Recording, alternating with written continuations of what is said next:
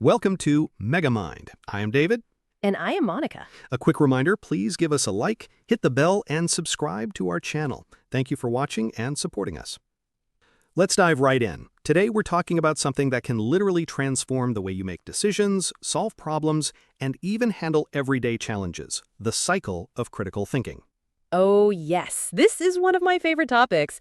And before you think this is going to be a dry lecture, nope. We're going to keep it fun, practical, and packed with real-life examples. Exactly. This isn't theory for theory's sake. This is about how you can actually use critical thinking today, tomorrow, and every day after.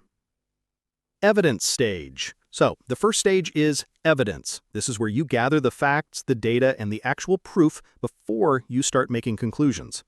I love this stage because, honestly, most bad decisions happen when people skip it. They go straight from "I think" to "I believe" without ever stopping to ask, what's the evidence? And the advice here is simple. Verify before you trust. Don't just take something at face value because someone said it with confidence. Confidence is not the same as correctness. Exactly. I remember last year when a friend forwarded me this article saying a certain vitamin could cure all sorts of things. And it looked convincing. Nice layout, quotes from experts. But when I dug deeper, I found that it was all funded by the company selling the vitamin. Classic. That's why one of the key questions here is, where did this data come from? If the source has a financial interest in the outcome, you need to be extra careful. And don't just stop there. Who paid for this study? How many people were asked? If a study on human health only involves 6 people and all 6 were from the same office, that's not good evidence. Yep. And when was this data collected? This matters so much because information ages. A fact from 2005 might not hold in 2025. And another one I love, can I find this elsewhere? If it's true, you'll usually find it confirmed in multiple independent places. If it's only in one corner of the internet, that's a red flag. I also like to remind people that gathering evidence doesn't mean collecting all the evidence in the world. It's about getting enough of the right kind of evidence to make an informed decision without getting stuck in analysis paralysis. True. And while we're at it, check dates and numbers. Numbers without context can be misleading. For example, crime rates doubled. Sounds scary, but if it went from 1 incident to 2 incidents in a year, it's technically true, but not actually alarming. The second stage is assumptions. This is where you question what seems obvious.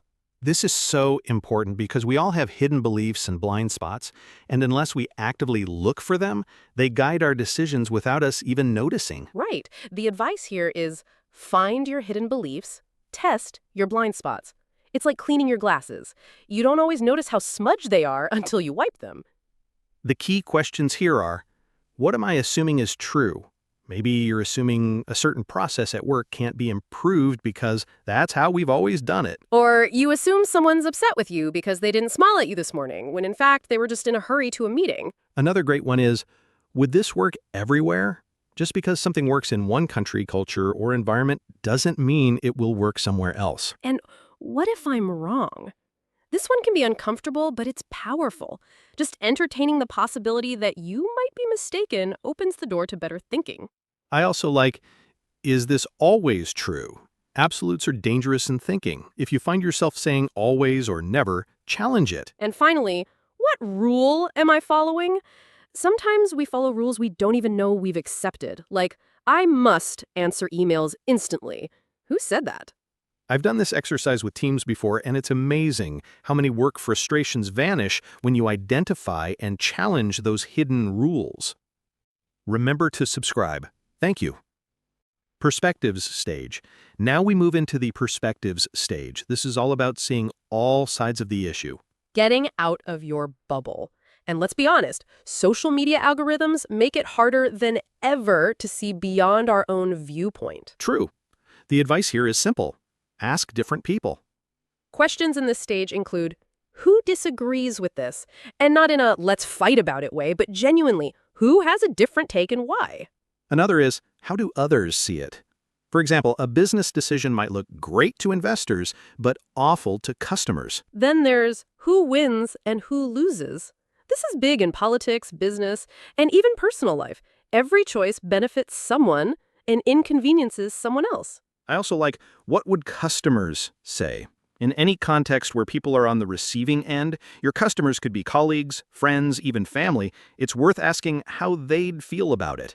And who did we not ask? That's huge. Sometimes the person with the most insight isn't even in the room when the decision is made. Fourth stage, alternatives. This is where you think outside the box. Right. It's about considering other options and mixing various ideas together, not just picking from what's in front of you, but expanding the menu. Key questions. What else could work? This is especially useful if plan A fails. Having a plan B, C, and D is just smart. How would others do this? Sometimes just looking at how another industry approaches a similar challenge can spark a great idea. What's the opposite? This one's fun. If the normal approach is to do it faster, what happens if you slow it down instead? Can we combine ideas? This is where hybrid solutions are born. Sometimes two okay ideas together make one great idea. And what haven't we tried? This one's great for breaking habits. We often recycle the same methods because they're comfortable. And finally, the implications stage. This is where you think ahead. It's about finding ripple effects and anticipating future problems, like a chess game. You're not just thinking about your next move, but the moves after that. Questions include, what happens next and who else gets affected? The decision at work might save money now but cause staff burnout later. Or a personal decision, like moving to a new city, could open career opportunities, but also mean you're far from family. What problems might this create? This isn't being negative, it's being prepared. And how does this spread? Problems have a way of multiplying if they're not addressed early. Finally, what comes after that? Keep playing the scenario forward until you have a clear picture. So that's the cycle. Evidence, assumptions, perspectives, alternatives, implications. And here's the thing, it's a cycle because once you map the implications, you often go back and gather new evidence. It's not linear.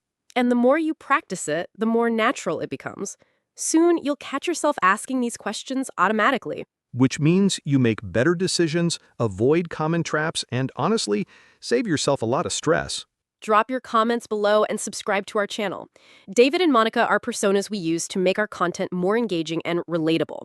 We're not affiliated with any organization or product mentioned.